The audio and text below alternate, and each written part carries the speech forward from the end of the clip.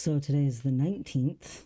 I didn't record on the 18th of July because I was taking a horrible exam that I'm afraid I did not do as good on as I would have wished, but what can I do? I also have more examage to take, so yay me. It's midterms. Besides that though, have been dealing with some other stuff, but focusing on more intersex and transitioning issues, I have been going to the extra electrolysis. So far, it's just been once a week. The original person that I was working with was at the very end of their training, and they were actually really good. And unfortunately, they just graduated to being a full blown worker. And so now I'm working with a person who essentially is almost like I think my first time with her was her second time ever doing it. Um, is what it is with that. I just keep ending up with training people, but it means that I get actually in to appointments, and these appointments are free. I don't have to pay anything for it, so I'm trying to be grateful. Again, the last training person was just awesome. On top of these extra electrolysis appointments, I am going to my normal appointments every Tuesday and then every other Saturday. I'm hopeful that these extra free appointments will really make a big difference. The person that I had been working with, who was training and is now a full blown worker, I'm sad because she was like, oh, hey, you know what? I could totally get this done by the end of the year. And I was excited. I was really excited. And then that happened. And now I'm with this other person. I don't know. Maybe it's still possible to get it done before the end of the year. Um, Having some sort of a guess or an approximation about when it might be possible for me to have surgery was so like helpful because I haven't had that this entire time. It's been whenever it happens. And being able to actually have some sort of an idea of when to schedule surgery would be amazing.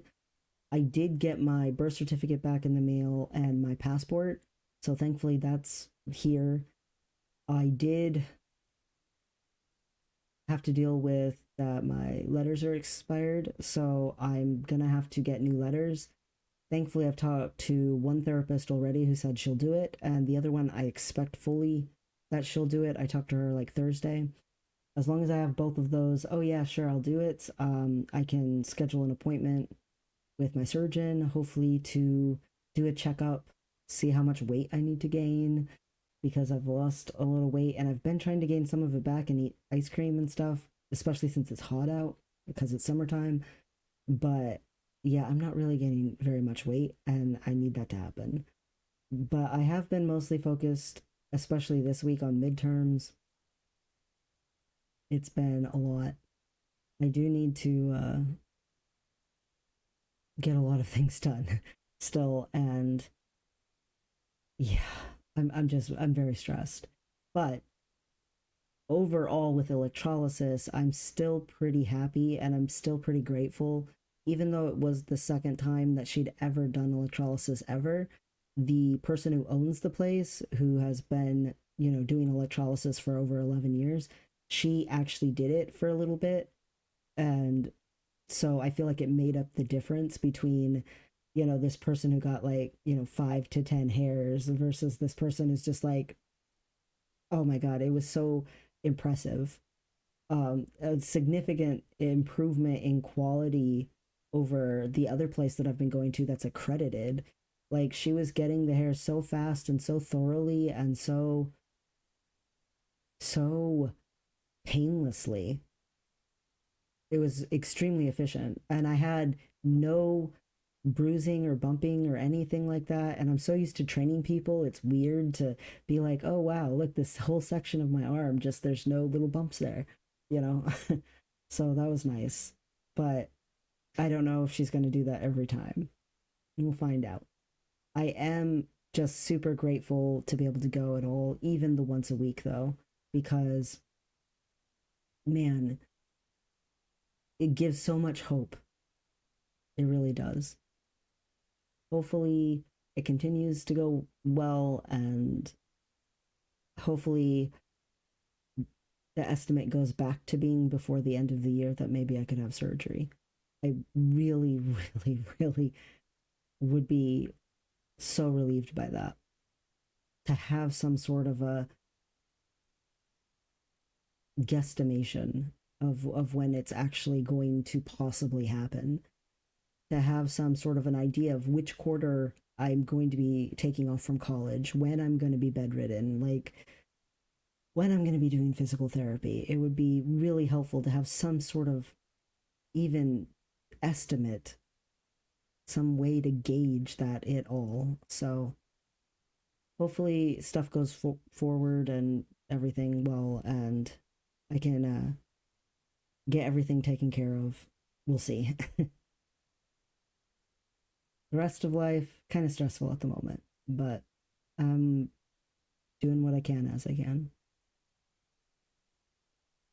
It's mind-boggling how much people really don't think about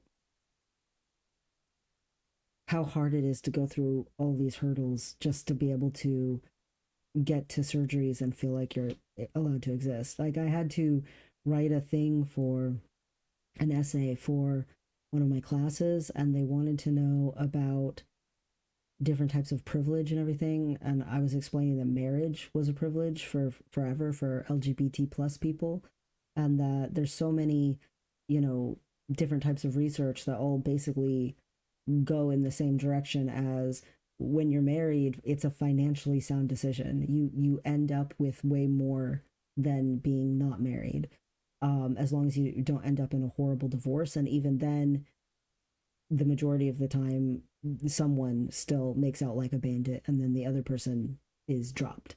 So in income and financial, like they're just one person ends up destroyed and one person ends up making out like a bandit. It sometimes is an amicable divorce where both people just get their parts, but yeah, there's a lot of states that just don't really address that very much. Some states, it's whatever you brought into the marriage was yours, fine, but whatever happens during the marriage is split 50-50, even if you divorce, so that's less likely. But it still makes some tax issues and stuff complicated. It's all complicated in reality. I mean, the legal fees for divorce all by themselves are ridiculous. But the point is the majority of the time, if the marriage actually works out, you make out, like everyone involved, who both people who are married make out like a bandit financially, and you both get to enjoy that. It's such a huge benefit to have someone who says, "Oh, I need to go back to school," and the other spouse has health care through their employer, and so it's okay for them to go back to school. Their health will be covered.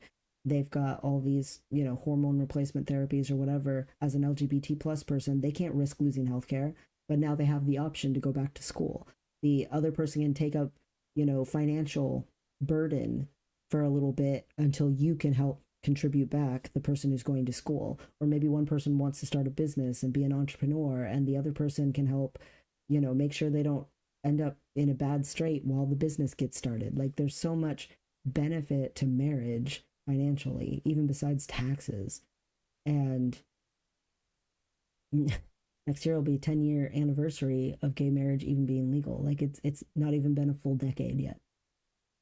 And there's such a huge amount of LGBT plus folks who are disadvantaged in life because they were never able to get married. They were never able to consolidate resources and join together with someone else in that kind of way. There's also the privilege of not feeling like everyone feels entitled to ask you anything they want about your genitals, your medical stuff, your existence, treat you like you're actually allowed to be alive and a human. And it's not just like religious people or aggressively, hateful people, spiteful people who do stuff like that, like get really intrusive. A lot of well-meaning left-leaning people, even LGBT plus people, just feel completely entitled to just ask anything, insist on knowing anything. And because they ask in a gentle tone or they ask in a nice way, obviously it's fine. It's not offensive. It's not like actually invasive because I asked it as a, LGBT plus person in a nice way. So obviously you shouldn't be offended at all that I'm suggesting by my shock and my morbid curiosity that you're some sort of freak of nature or that you're undesirable or that you're a weirdo or that you are hard to comprehend. There's so much inference that people feel completely okay with directing at me of you should never have been born or you need to be fixed. And that's the whole reason I'm in this situation in the first place is because the laws used to be, oh yeah, if the kid is born intersex, with characteristics of both male and female, attempt to fix them. I got normalized and now I'm trying to undo that and actually be able to just be myself. I didn't ask for that to happen. That got done to me because people assume that they have the right to do that to people. And it's just like mind boggling to me. And I had to write this essay about it. And it's kind of like, it's just frustrating. It's really frustrating that I can't just be a person. It's so socially unacceptable.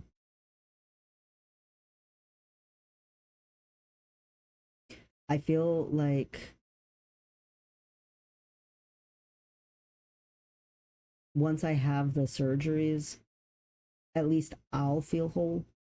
At least I will feel like I've gotten something back that was taken from me that I have something there besides just this phantom limb syndrome, phallus that I have, that I'll have something actually tangibly, realistically there. So even though it won't look normal, it will look like a tube, it won't look like an actual penis. It will still be such a huge weight off of my mind. But I know everyone else will still be asking me, so do you look like Quasimodo down there? Or is it smooth? Or do you look like a Ken doll? I've had so many, so many well meaning, left leaning people describe me as a walking Ken doll. Like so many. And I try to just smile and joke with it and treat it like it's okay, but it's really not. But what do? It's better than the people who are mean and aggressive. It's better than being treated like I'm invisible. Twice in the last like month or so, I've heard the joke, oh, the I in LGBTQAI or whatever it is, IA. I don't remember the exact order of the letters, but the point is, oh, haha, the I stands for invisible. And I'm just like, why is this joke still a thing? I get that being born intersex is really rare, but it's like it's not funny. But I joke along with it because I don't like making people feel uncomfortable. But people have no qualms whatsoever about making me uncomfortable. They don't mind. It doesn't bother them at all. And if I ever act like, oh, I don't really want to talk about that, they get offended. And I just don't want to deal with it. So I just go along with it. But if it was someone else, if it was just, I don't know, someone sitting on a bench and you went and sat down next to them and you started talking to them about, I don't know, the weather or something, and then they're like, oh yeah, I'm so glad I'm enjoying the weather because I'm getting ready for a surgery, would you immediately be like, oh yeah, what kind of surgery? Oh, tell me exact details. Oh, really? And it's about your genitals. That's so like, tell me about your circumstances of your birth that led you to getting the surgery, and tell me about, like, answer all my questions. Like, I don't know. I just don't feel like I would do that.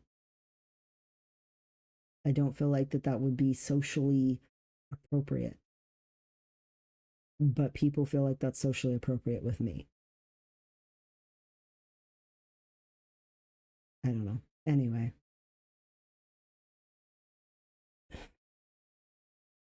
for the most part, things are going fine.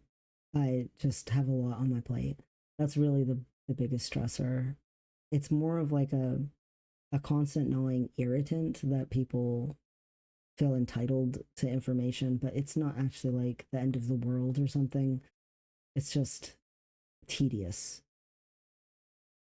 But the fact that I at least have extra electrolysis appointments is such a huge boon to my morale. So I'm really holding on to that. I have these appointments. She's giving them to me for free. And yes, they're with trainer people, but there's at least some sliver of hope that maybe possibly before the end of the year, I could somehow still end up being able to get surgery. And it's taken way longer than I thought it would. It's taken so much longer than I thought it would. I'm kind of horrified by how long it's taken. But at the same time, at least progress is happening. At least finally, it's starting to actually look like I've gotten electrolysis on more than just like a couple of inches of my arm. And it, that's huge all by itself. Like, I've been doing electrolysis for what, like basically almost a year and a month now. And finally, finally, it's starting to look like some of my arm actually is making progress. And more of my arm is getting, actually touched, because the other place would not touch a new place until the old place was done. And so nothing was happening. And this place, they're like, okay, we're going to let, the little hairs come back in and stuff, and we're going to go to a different spot. And I feel like that's so much better. I don't understand why the other place is doing it the way they're doing it, except that there's two different types of electrolysis apparently. But I just, man, it is not motivating at all to watch nothing happen after a year. So I'm very grateful, like extremely grateful. I need this so much. So at least there's that.